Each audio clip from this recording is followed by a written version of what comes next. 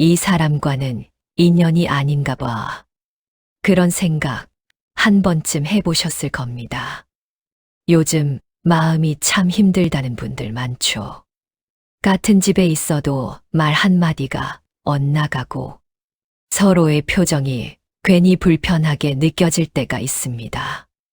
하지만 부처님은 이렇게 말씀하셨습니다.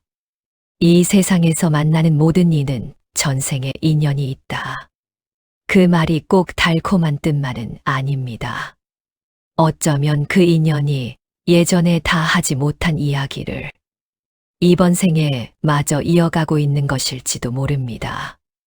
때로는 그 이야기가 미움으로, 때로는 눈물로 남아 우리를 다시 만나게 하지요. 왜 하필 이 사람일까? 그 질문은 결국 내 마음이 무엇을 배우려 하는가로 바뀌어야 합니다. 부처님께서는 법구경에서 이렇게 말씀하셨습니다. 원한은 원한으로 풀리지 않는다. 오직 원한을 버릴 때에만 풀리리라. 부부의 인연도 이 진리를 벗어나지 않습니다. 우리가 서로를 탓하며 고통받는 이유, 그건 갚지 못한 원한이 아니라 아직 다 배우지 못한 자비 때문일지도 모릅니다. 그래서 부처님은 원수를 다시 만나게 하십니다. 이번에는 싸우지 말고 이해하라고, 미워하지 말고 함께 깨닫자고, 이제 그 오래된 인연의 매듭을 자비로 풀어가는 여정을 함께 걸어가 보겠습니다. 첫 번째로 부부의 인연을 바라볼 때 가장 많이 하는 착각이 있습니다. 이 사람은 전생의 원수야. 내가 전생에 무슨 죄를 지었길래 이렇게 힘들까? 그 말 속에는 이미 벌받는 마음이 깔려 있습니다. 하지만 부처님께서는 업을 그렇게 보지 않으셨습니다. 업은 우리를 벌주기 위한 법이 아니라 깨닫게 하기 위한 법입니다. 우리가 지은 행위가 되돌아와 고통으로 느껴질 때 그 고통은 단죄가 아니라 거울입니다. 업이란 무엇일까요?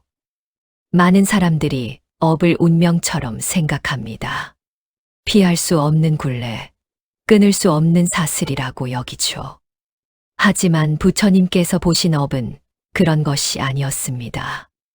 업은 행위이고 그 행위는 우리의 선택에서 비롯됩니다. 과거의 선택이 오늘의 상황을 만들었다면 오늘의 선택은 내일의 업을 바꿀 수 있습니다. 그래서 부처님은 업을 고정된 운명이 아닌 변화 가능한 흐름으로 보셨습니다. 물이 높은 곳에서 낮은 곳으로 흐르듯 업도 우리의 마음이 흐르는 방향을 따라갑니다. 미움으로 흐르면 미움의 업이 쌓이고 자비로 흐르면 자비의 업이 쌓입니다. 수타니파타에서는 이렇게 말씀하십니다. 자비로운 마음과 좋은 생각을 갖게 되면 축복은 도처에 있다. 이 말씀은 단순히 착하게 살라는 권유가 아닙니다. 자비를 품는 그 순간 우리가 짊어지고 있던 업의 무게가 달라진다는 뜻입니다. 미움을 품으면 미움의 세계를 살게 되고 자비를 품으면 고통조차 배움이 됩니다. 혹시 이런 경험 있으신가요? 같은 말을 들어도 어떤 날은 화가 나고 어떤 날은 그냥 그럴 수도 있지 하며 웃어 넘길 때가 있죠.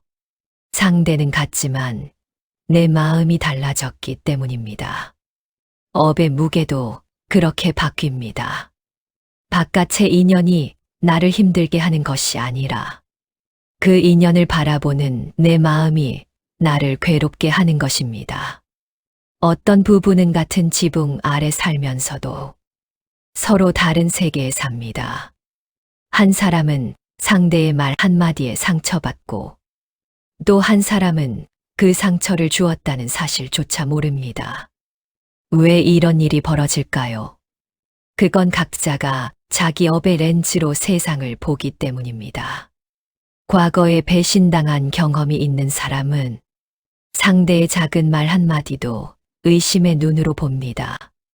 어린 시절 사랑받지 못했던 사람은 배우자의 무심함을 버림받음으로 느낍니다. 이건 상대의 잘못이 아닙니다. 내 안의 업이 그렇게 해석하도록 만드는 것입니다. 그래서 부처님은 말씀하십니다. 업을 바꾸고 싶다면 밖을 바꾸려 하지 말고, 안을 바꾸라고, 상대를 바꾸려 하지 말고, 상대를 바라보는 내 시선을 바꾸라고. 법구경에는 이런 구절이 있습니다. 이 세상에서 원한은 원한으로 풀리지 않나니 원한을 버릴 때에만 풀리리라. 이 한 구절이 부부의 업보를 푸는 열쇠입니다. 우리가 서로에게 상처를 주고받는 이유는 풀지 못한 원한을 계속 쥐고 익히기 때문입니다. 하지만 그 손을 놓는 순간 그 인연은 고통이 아닌 수행의 길로 변합니다. 원한을 버린다는 것은 상대의 잘못을 인정한다는 뜻이 아닙니다. 그건 내가 더 이상 그 기억에 내 평화를 저당 잡히지 않겠다는 선언입니다.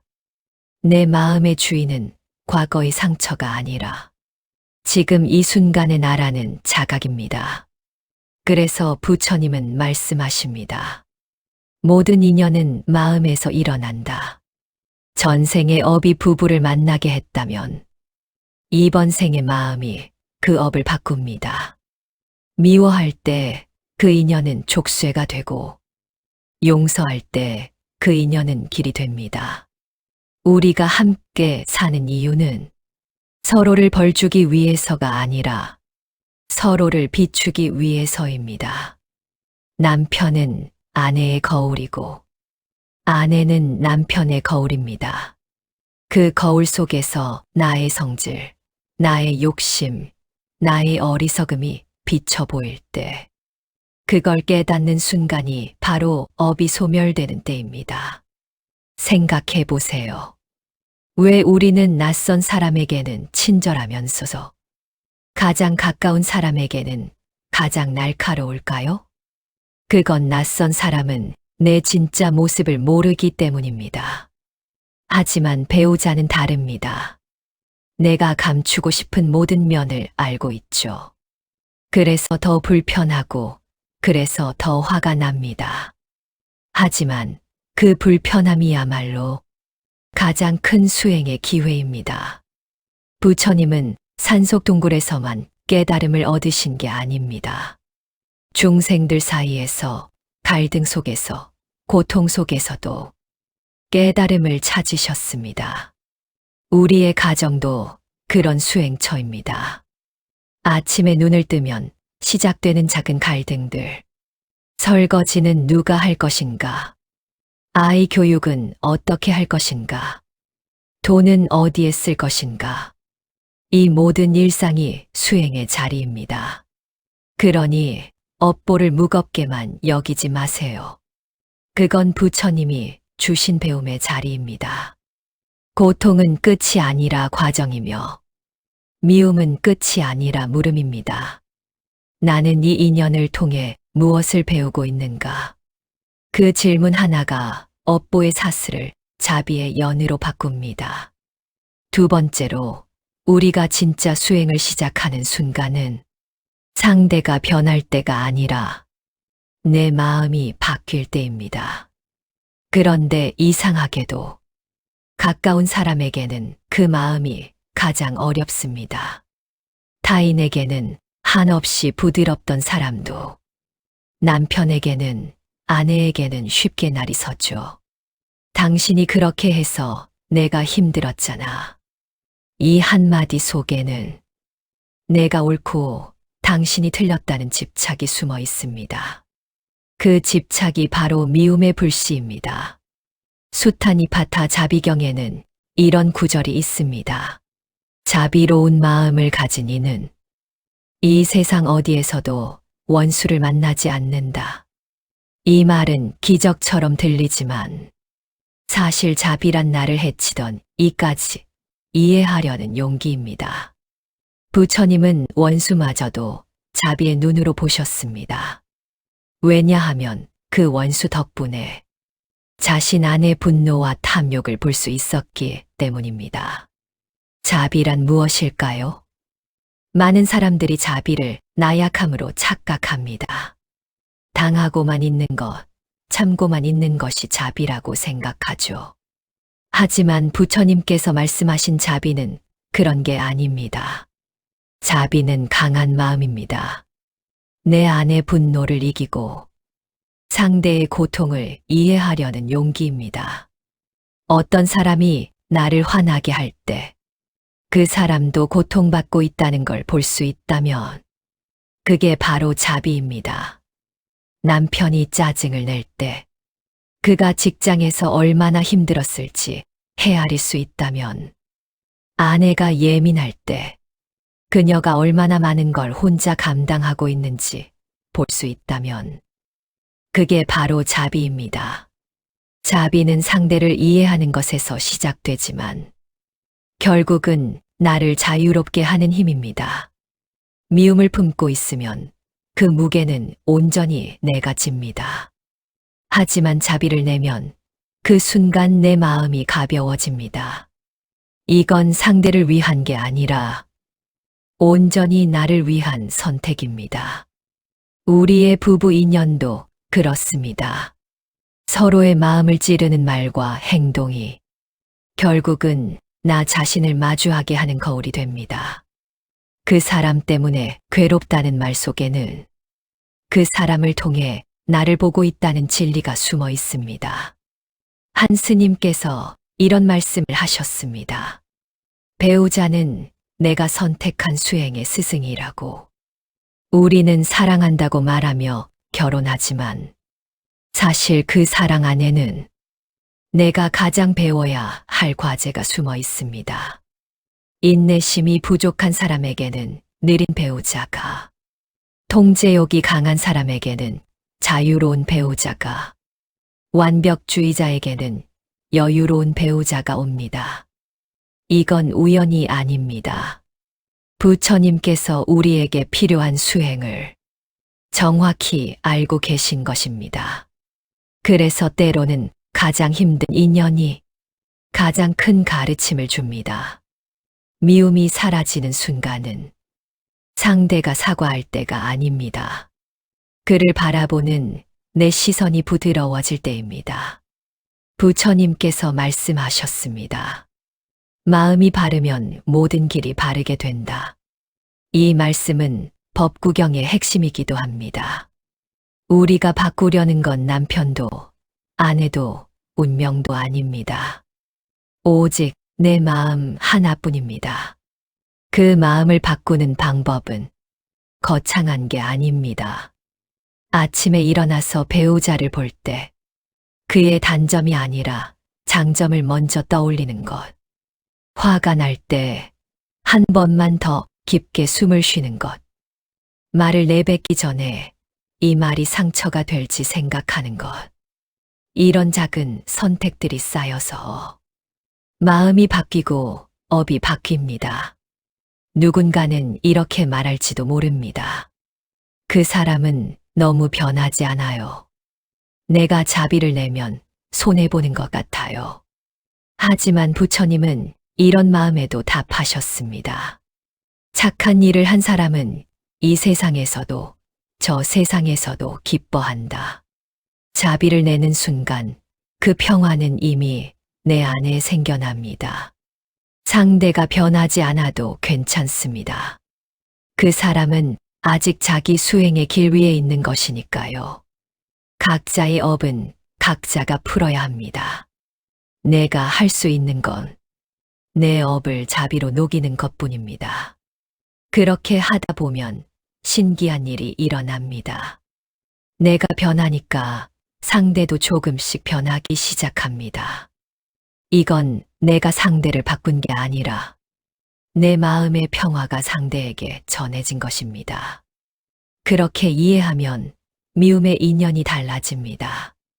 어제는 다툼이던 말이 오늘은 깨달음이 되고, 어제는 상처이던 행동이 오늘은 연민이 됩니다. 그게 바로 업이 녹는 순간입니다. 업은 외부의 사건이 아니라 우리 안에서 녹아내리는 마음의 변화입니다. 자비는 그 녹임의 불입니다. 차가운 원망을 따뜻한 이해로 바꾸는 불. 그 불이 켜지는 순간 전생의 원수는 이번 생의 스승이 됩니다. 어떤 부부는 50년을 함께 살아도 서로를 이해하지 못합니다. 또 어떤 부부는 10년을 살아도 서로의 마음을 훤히 압니다. 그 차이는 시간이 아니라 얼마나 자비로운 눈으로 상대를 봤느냐에 있습니다. 그러니 이제 이렇게 기도해 보세요. 당신을 미워하지 않겠습니다. 당신 덕분에 내 마음을 봅니다. 그 인연 속에서 나는 배우고 있습니다. 그 순간 전생의 빚은 이미 다 갚은 것입니다. 세 번째로 부처님께서 가르치신 해탈은 어떤 초월적인 경지가 아닙니다. 그건 마음속에서 붙잡고 있던 것을 내려놓는 순간에 오는 평화입니다.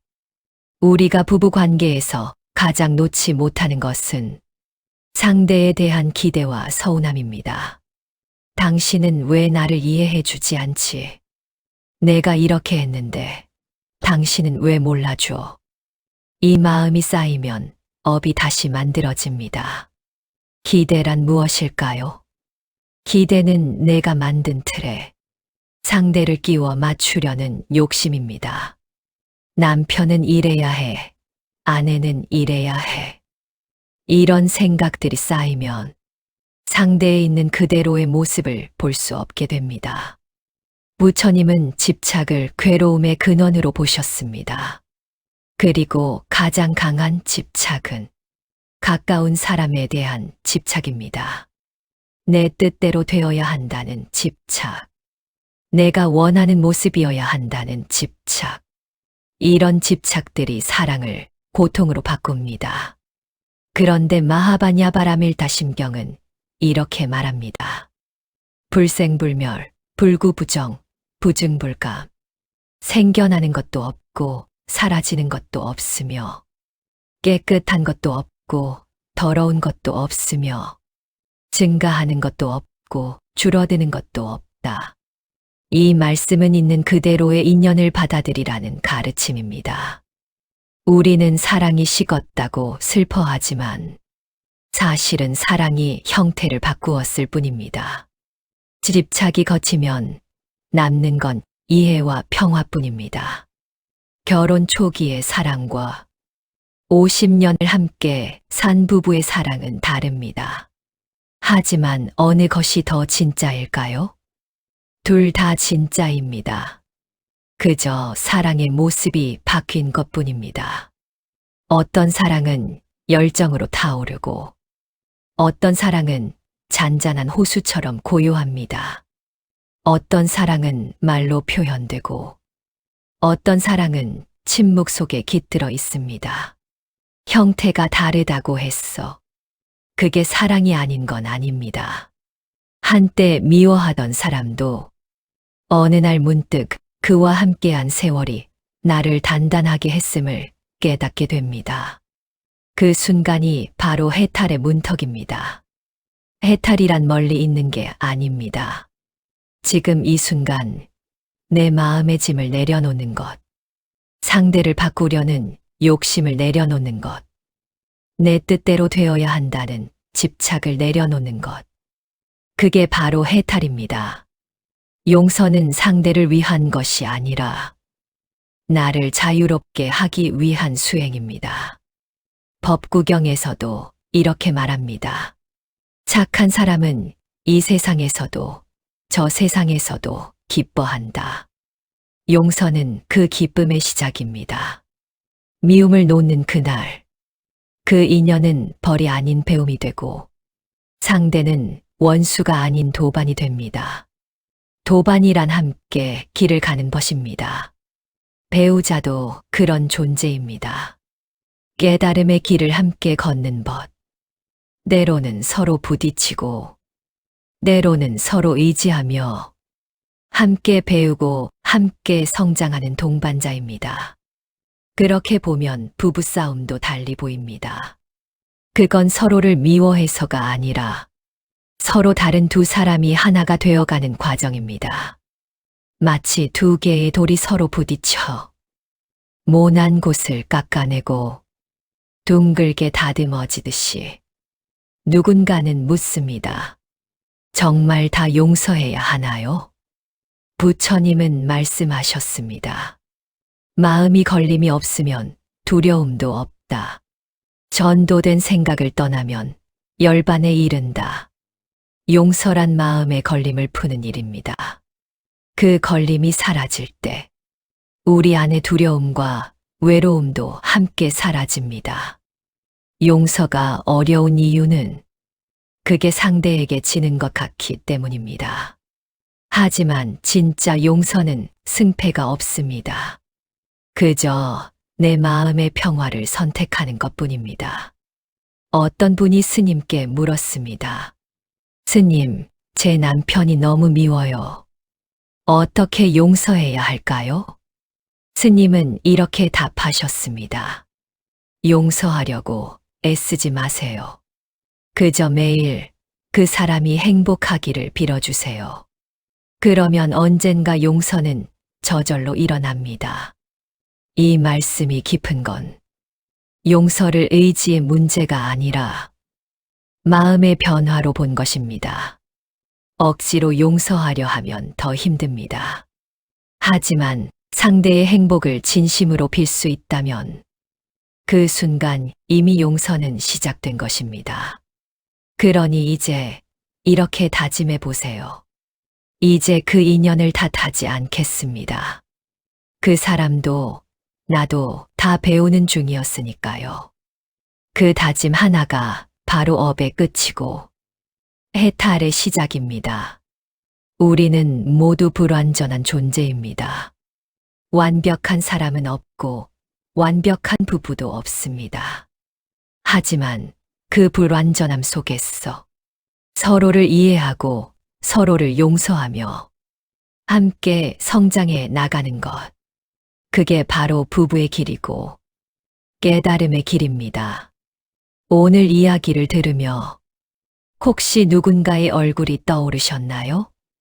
함께 살면서도 멀게 느껴지는 사람, 이해하려다 지쳐버린 사람, 그래서 마음속에 조용한 원망이 남은 사람 말입니다. 부처님께서는 법구경에서 이렇게 말씀하셨습니다. 모든 것은 마음이 다스리고 마음에서 나온다. 그 말처럼 인연의 고통도 결국 마음의 작용입니다. 마음이 자비로 물들면 그 인연은 더 이상 업이 아니라 수행이 됩니다. 오늘 우리가 함께 살펴본 세 가지 가르침.